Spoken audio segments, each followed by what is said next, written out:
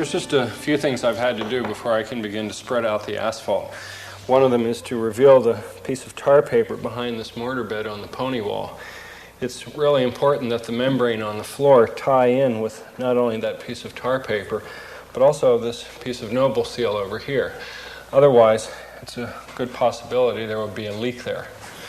The other thing I've done is taken the margin trowel and scraped up the globs of goo on the floor and pounded down any nail or screw heads that were sitting above the surface. And back here, you can see that I've pre-cut rolls of felt paper so that once I get this asphalt gum combed out, I can cover it with the felt paper immediately, and that'll keep the noxious fumes down to a minimum. So the only thing left for me to do is put on the gloves and the mask and start spreading. When I first started setting tile, like most other setters, I just used 15-pound felt paper for the membrane. But one day I realized as I was stapling on the wire how many holes I was putting in the paper. That's when I started using the gum and found that the gum seals around each of the staple holes. In addition, the gum binds the paper tightly to the subfloor and eliminates any air pockets that might weaken the mortar bed. The process I use for spreading asphalt gum is similar to the process I use for spreading tile adhesive. That is, holding the trowel at a consistent angle and making a nice smooth coating with the gum.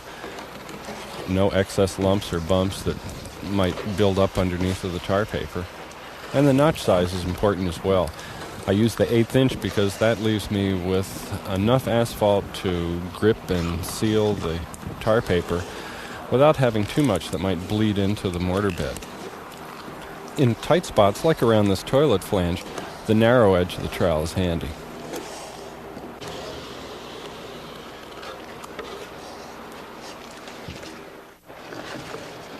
To speed up this portion of the job, I've pre-creased the paper. This will allow the membrane to run unbroken from the floor to the area behind the mortar bed of the cove tiles. And to keep the paper flat against the floor, I put the natural curve of the paper down.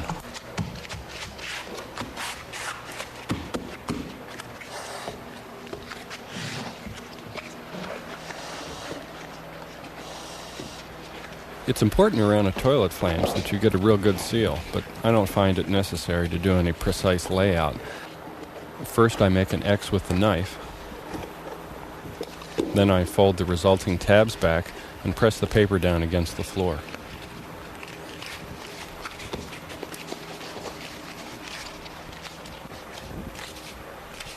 Then going back to the tabs, I maneuver them under the flange, trim them away if necessary with the knife,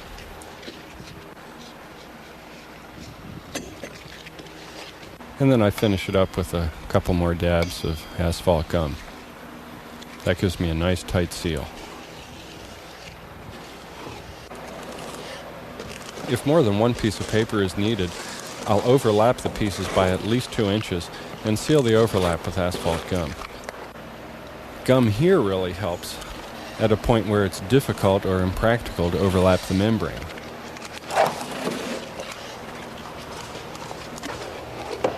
With this second piece of paper, I can show you how I maneuver around an obstruction like the pony wall.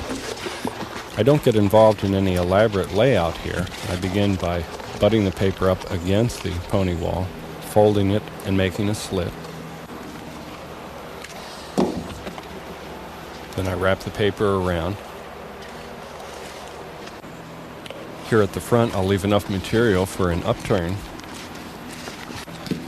And then it's just one more fold and cut, and that piece will be finished. At the kick space, I'll install a pre-folded piece, and that will complete the membrane.